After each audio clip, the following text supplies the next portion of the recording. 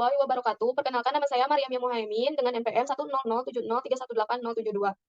Saya berasal dari Prodi Perencanaan Wilayah dan Kota, Fakultas Teknik. Di sini saya akan memaparkan hasil penelitian saya yang berjudul Kajian Pendekatan Willingness to Accept terhadap dampak kegiatan pertambangan batu andesit di Desa Lagadar, di mana penelitian ini dilatar belakangi berdasarkan RPJMD Kabupaten Bandung tahun 2016 sampai 2021, bahwasanya Desa Lagadar ini merupakan salah satu desa yang berada di Kecamatan Margaasih yang memiliki beberapa potensi sumber daya alam, salah satunya berupa adanya pertambangan batu andesit. Lokasi kegiatan pertambangan ini tepatnya berada di Bukit Lagadar. Hal ini sangat berdekatan dengan permukiman di bawahnya dengan jarak sekitar kurang kurang lebih 100 meter. Aktivitas pertambangan batu andesit yang terjadi di Desa Lagadar ini pastinya menimbulkan suatu dampak baik itu positif maupun negatif, di mana di sini terdapat dampak berupa adanya penurunan kualitas lingkungan serta adanya dampak sosial. Penurunan kualitas lingkungan ini membutuhkan adanya penanganan dan penanganannya ini salah satunya dapat dilakukan melalui konsep willingness to accept.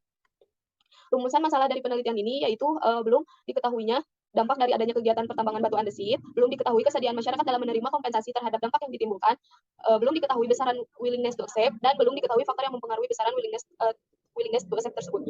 Serta pertanyaan dari penelitian ini, bagaimana pendekatan willingness to accept terhadap dampak kegiatan pertambangan batu andesit di Desa Lagadar ini. Tujuan dari penelitian ini yaitu melakukan kajian dengan menggunakan pendekatan willingness to accept terhadap dampak kegiatan pertambangan batu andesit di Desa Lagadar dengan sasaran yang pertama, teridentifikasinya dampak yang ditimbulkan dan dirasakan masyarakat terhadap kegiatan pertambangan batu andesit. Yang kedua, teridentifikasinya kesediaan masyarakat dalam menerima kompensasi terhadap dampak yang ditimbulkan dari kegiatan pertambangan batu andesit di Desa Lagadar ini. Dan yang ketiga, teridentifikasinya besaran willingness to accept dan faktor yang mempengaruhi besaran tersebut. Metode yang digunakan yaitu mixed method atau campuran antara kualitatif dan kuantitatif dengan metode pengumpulan data yaitu primer dan sekunder. Primernya yaitu berdasarkan observasi, wawancara, dan kuesioner, serta untuk sekundernya ini berdasarkan studi pustaka, baik itu dari jurnal maupun dari dokumen pemerintah. Metode sampling yang digunakan yaitu pervasive sampling dengan jumlah sampling yaitu 100 kakak berdasarkan perhitungan menggunakan rumus swot. Analisis yang digunakan pada kajian dampak ini terdapat secara tidak langsung dan secara langsung. Yang pertama ada penyerapan tenaga kerja. Didapatkan bahwa jumlah tenaga kerja 32 orang, di mana 22 orang ini termasuk tenaga kerja lokal atau berasal dari Desa Lagadar, 10 orang lainnya berasal dari luar Desa Lagadar. Yang kedua yaitu rawan gerakan tanah. Berdasarkan hasil overlay kawasan pertambangan dengan peta rawan gerakan tanah didapatkan 9,83 hektar ini kegiatan pertambangan berada pada lahan rawan gerakan tanah dengan tingkat tinggi. Selanjutnya yaitu dampak terhadap infrastruktur. Bahwasanya didapatkan berdasarkan observasi sepanjang 1.296 meter jalan mengalami kerusakan. Di antaranya mengalami retak, bergelombang maupun berlubang. Berikut merupakan titik-titik kondisi jalan pada kegiatan pertambangan. Secara langsung yaitu terjadinya perubahan bentang alam kurang lebih 14,33 hektar berdasarkan kurun waktu 10 tahun. Untuk kondisi getarannya ini bahwasanya 53% masyarakat merasakan adanya getaran pada saat peledakan. Masyarakat ini mayoritas bertempat tinggal dengan radius 0 sampai 100 meter dan 101 sampai 200 meter. Kondisi kebisingan bahwasanya 51% masyarakat ini merasakan kebisingan dan dapat mengganggu pendengaran dan aktivitas. Dengan mayoritas masyarakat yang merasakan ini berdasarkan radius 0 sampai 100 meter dan 101 sampai 200 meter.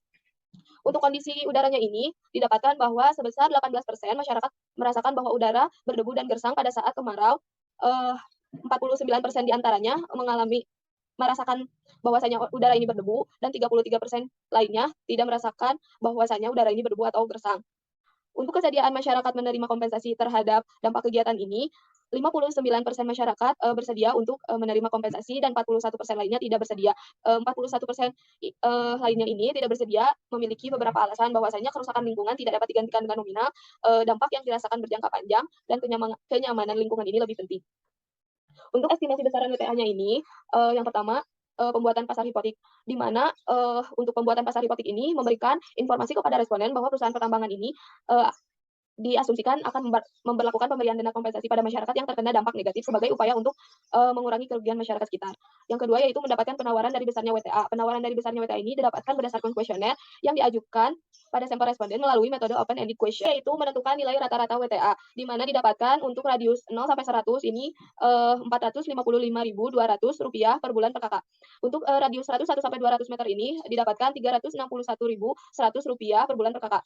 Untuk radius 201 sampai 300 meter ini didapatkan Rp254.500 per bulan per kakak. Untuk radius 301 sampai 400 meter ini didapatkan Rp183.300 per bulan per kakak.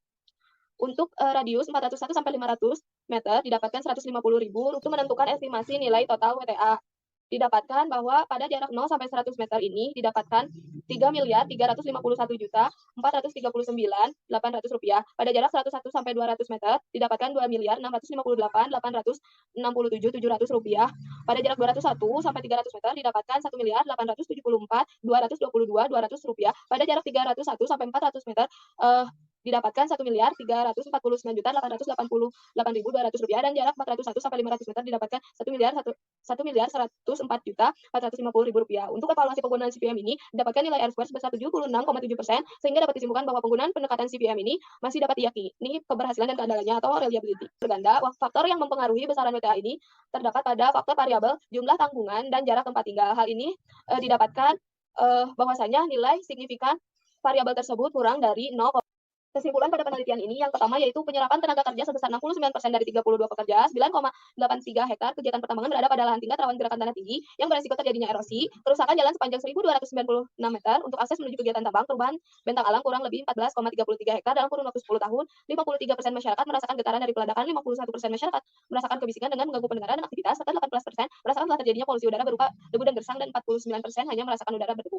Sebanyak 59% responden bersedia untuk menerima WTA, sedangkan 41% lainnya tidak bersedia untuk menerima WTA. Rata-rata estimasi WTA ini pada radius paling dekat yaitu 0 sampai 100 meter sebesar 455.200 per bulan per kakak, sedangkan untuk total WTA pada radius paling dekat 0 sampai 100 meter ini didapatkan Rp3.351.439.800.